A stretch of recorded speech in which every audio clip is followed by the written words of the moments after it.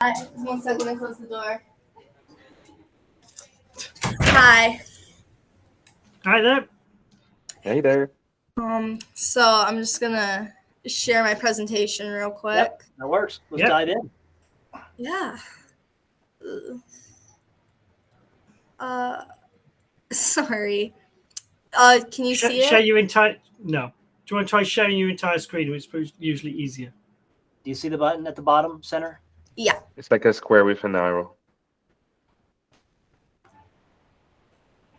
And then you can choose to share the entire screen. I think it's one of the tabs on the pop-up. Can you see it now? Yeah. There we Yes. go. See Lawyer that. Perfect. All right, perfect. So my Had to be low. application. All right. So my application is a lawyer training simulator. I don't know if I can show y'all this through this, but in Unity, I have a setup. It's just like a real courtroom with a jury, judge stand, a defendant, and a defendant and a prosecution table, and as well as a witness stand. Jesus, this is difficult. All right. So the purpose of this. The law world can be very difficult with all of the tests you have to take and with all of the and with all the exams. For instance, the LSATs, the bar. I've talked to several lawyers. They say that it's rare that someone passes the bar on their first try. Also, in many law schools, if you take judicial law, which is what my application is centered around, you participate in mock trials in class. Your professor, if you want, excuse me, and if you want feedback from your professor, it will be really hard because your professor is juggling not only you, but all of his students in other class. I also chose to do this in VR because it would help people social anxiety talk and work on their public speaking skills, as well as there's in the application, I use Azure AI OpenScript using ChatGPT, in which you can talk to the judge, and the judge will talk back to you. And at the very end of the case, she will give you information based on the South Carolina bar exam. She will give you feedback based on that. Awesome. So here are the jobs. This is a study done by the National Association of Law Placement. They did a study in 2021 on graduates from the University of South Carolina Law School. It says the numbers highlight an entry-level legal market that is as robust as it has ever been. Almost 92% of law graduates found full-time, long-term employment tied for the highest rate in more than 30 years.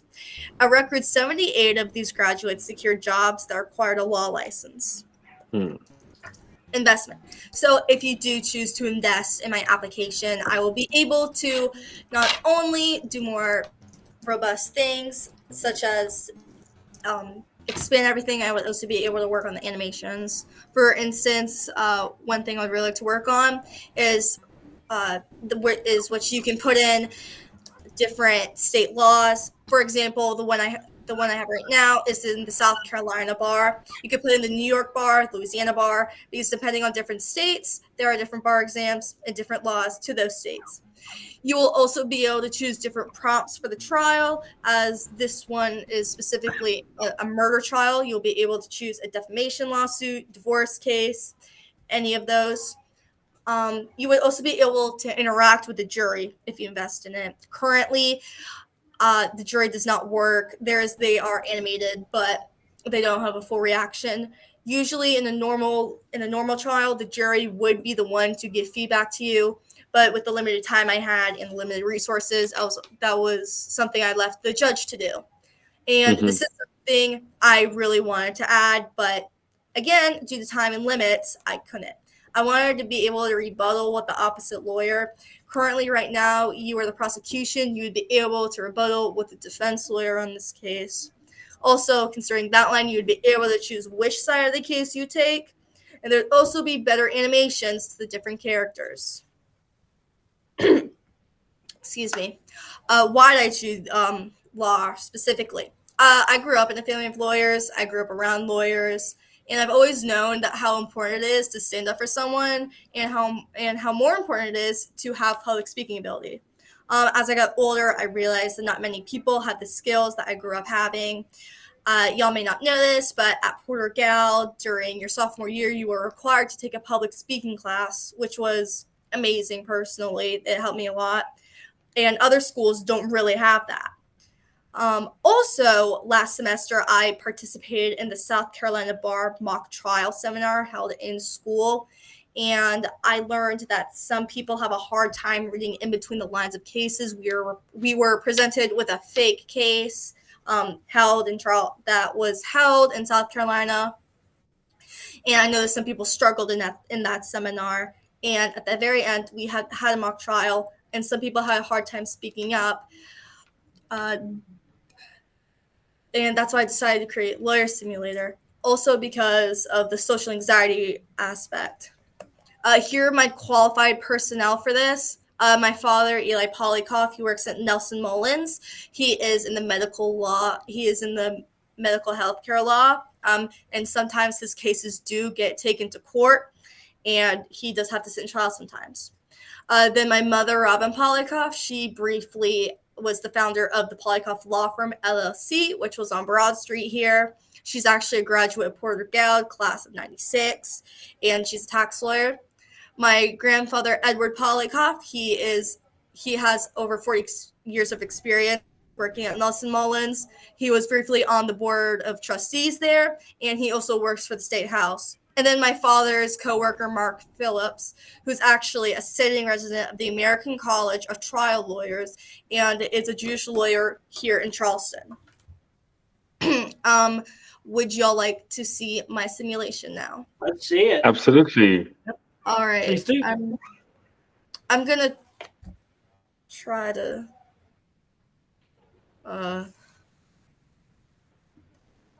entire screen. Okay. So please let me know if you can see it moving. You can see now, yeah. Oh, reloaded scripts. We don't see that often, do we, Manuel? Yes. Good. Yep, looks great to me. All right. So right here you have the instructions for how to move, how to click. And then, sorry, right here you have the instructions. You're simulated in a murder case. You're trying to find the defendant, Arthur Maltese, over there, guilty of a murder. You step over the blue line to talk to the judge. And over here is the case in which you can look over. I actually wrote all of this myself. I did not use AI to write this. And if you press the button, you can move different screens.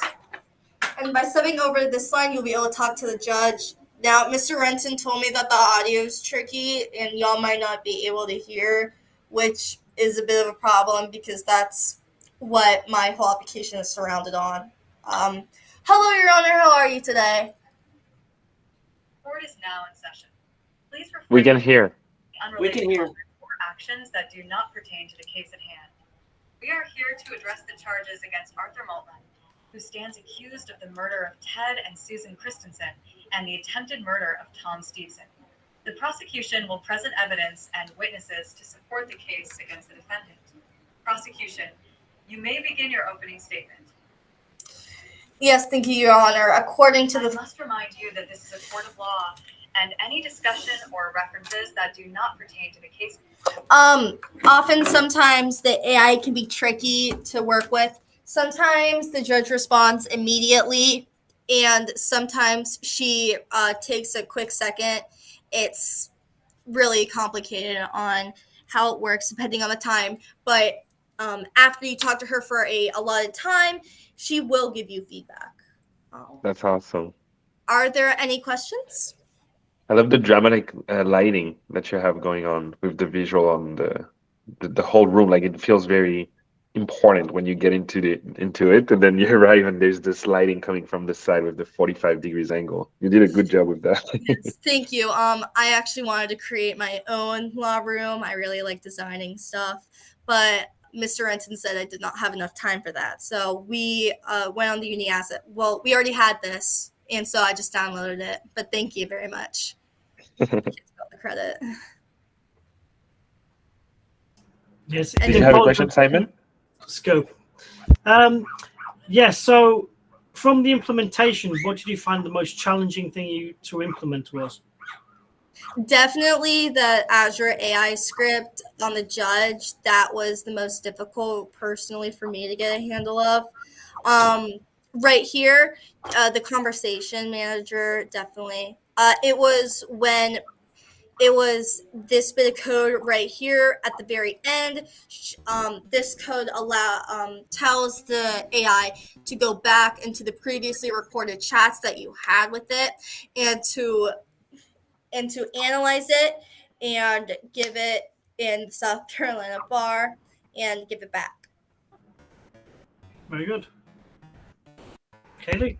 That's awesome. Yeah, it's a lot of back and forth for an AI. And working with AI is difficult anyway, but working with AI and VR at the same time is a big feat. So I'm very impressed that you're able to kind of put it all together. Thank you. I actually I had a bit of a previous experience with 3D Unity, so it wasn't much of a challenge hopping into this. It was mostly the AI that was the challenge. Good. That's Look awesome. at you. I'm curious if you had any of your family members go through this experience and what their feedback was. Unfortunately, well, actually, yes, I talked to my mother about this. She said it was good. Unfortunately, I don't have anyone in my family who is in judicial law, and Mark Phillips was not able to see this, so I didn't really have the proper feedback, but my parents said it was good, but those are my parents. Grain of salt.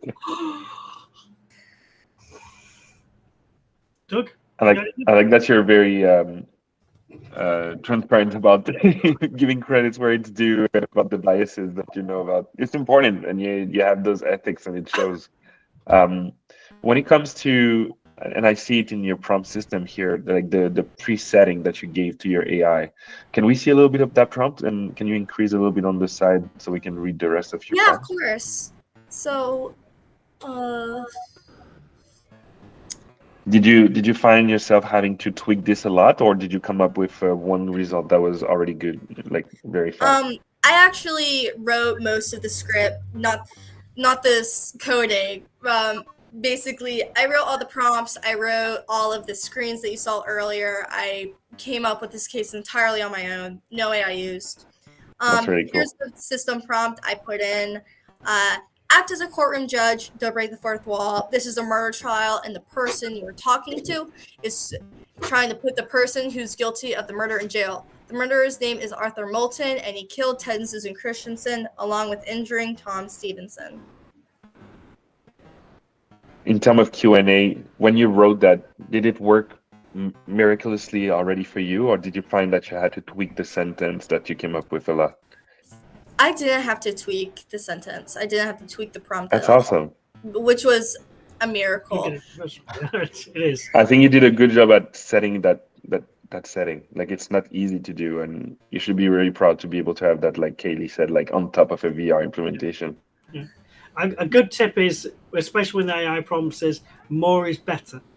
So the more complex, more detail, everything you can put into it helps to tweak the parameters of how it's going to respond. Yes. So don't be light. So, I mean, I would see this as a very light and small prompt. So you probably have got quite lucky in how it works out. So usually giving a lot more background, even histories about the people who are in the room, just gives more data to the AI for it to train. I actually do plan, if you do invest, I plan to increase it more and put more length into the prompt, but unfortunately we are out of time. You have to pay money, Simon. All